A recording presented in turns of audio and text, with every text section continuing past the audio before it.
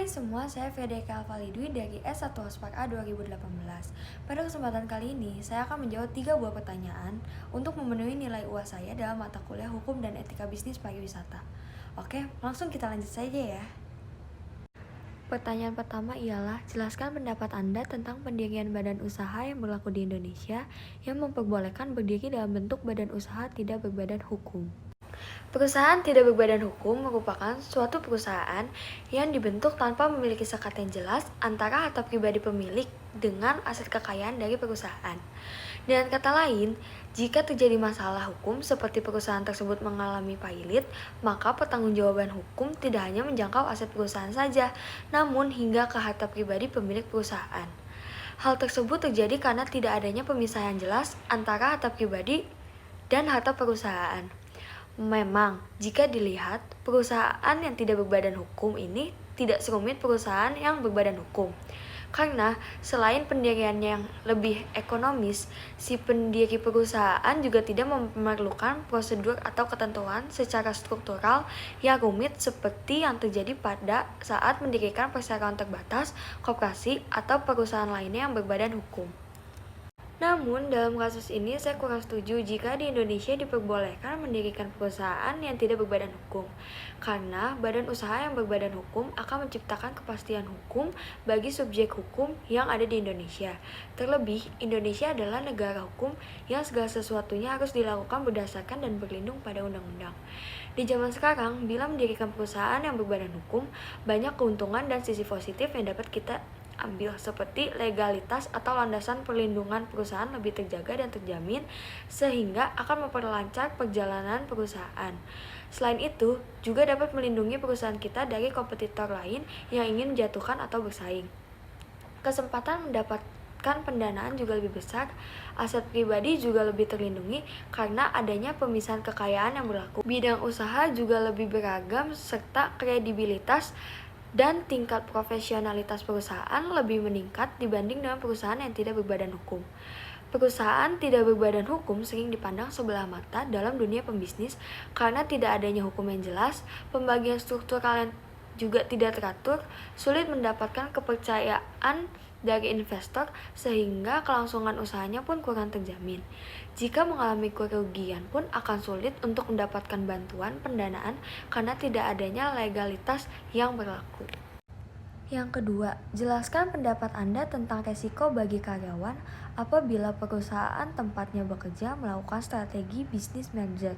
Strategi bisnis merger itu merupakan suatu proses penggabungan atau difusi dari dua perseroan, di mana salah satu dari perseroan yang bergabung tetap berdiri dengan nama perseroannya, dan perseroan yang bergabung lenyap serta semua sistem di dalamnya ikut bergabung. Dalam hal ini, pendapat saya tentang resiko bagi karyawan apabila perusahaan tempat bekerjanya melakukan strategi bisnis merger lebih berdampak pada status karyawan tersebut dalam perusahaan. Ketika suatu perusahaan melakukan merger, akan muncul peraturan-peraturan ataupun kebijakan-kebijakan baru yang harus ditaati termasuk dalam kebijakan mengenai karyawan, seperti adanya pengurangan karyawan ataupun perubahan status karyawan dari perusahaan yang melakukan merger yang awalnya karyawan tersebut sudah berstatus karyawan tetap bisa berubah menjadi karyawan kontrak. Selain itu, kebijakan mengenai karyawan tentunya akan diperbaharui juga seperti dalam hal gaji, tunjangan, bahkan bonus biasanya akan berdampak juga jika adanya merger yang dilakukan oleh perusahaan.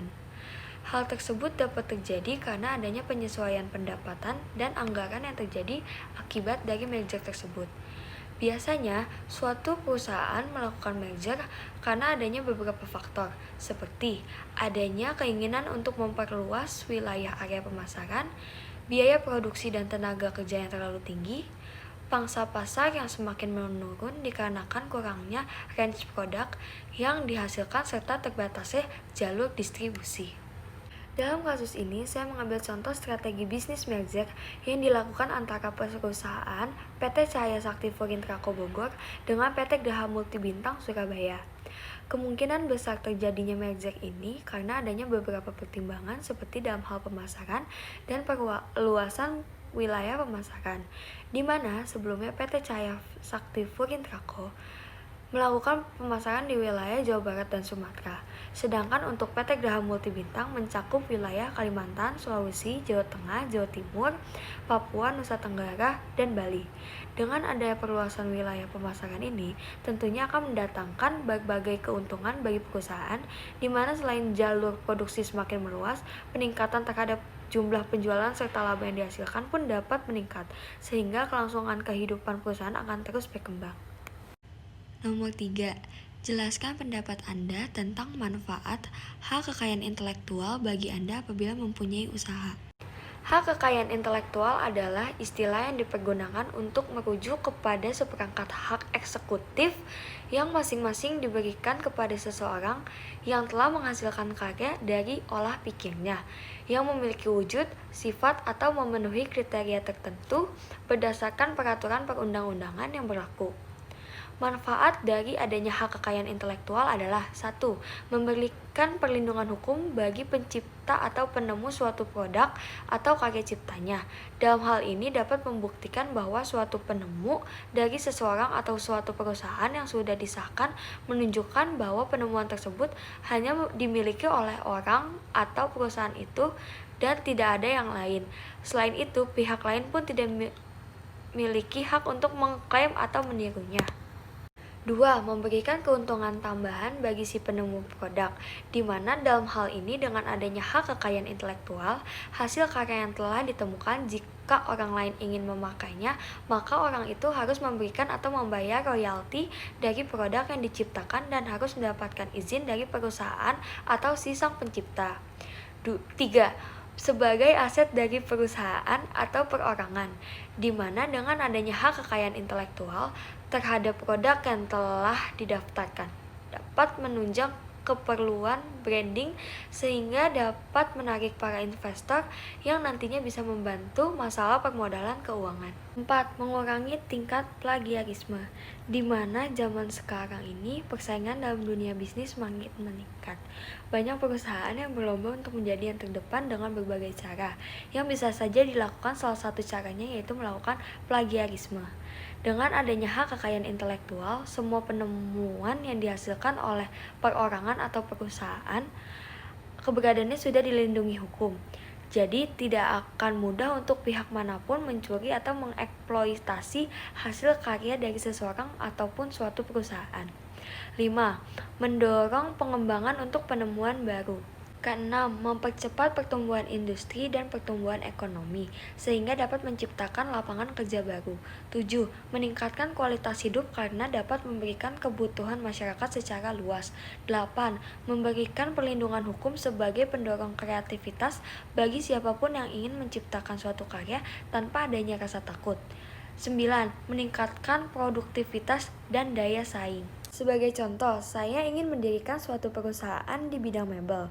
Seperti kita ketahui, banyak sekali perusahaan yang bergerak di bidang mebel. Ketika saya ingin menciptakan sebuah produk seperti misalnya kursi kerja untuk di kantor, saya harus mempersiapkan nama produk, jenis barang, serta kelas barang untuk produk saya tersebut. Sehingga hasil karya tersebut dapat saya daftarkan hak kekayaan intelektualnya. Hal tersebut dapat meminimalisir adanya pencurian terhadap nama produk ataupun produk yang saya hasilkan. Nah, itulah pendapat dari saya mengenai 3 soal yang telah diberikan. Kurang lebihnya mohon maaf, semoga pendapat saya dapat diterima. Sekian dan terima kasih.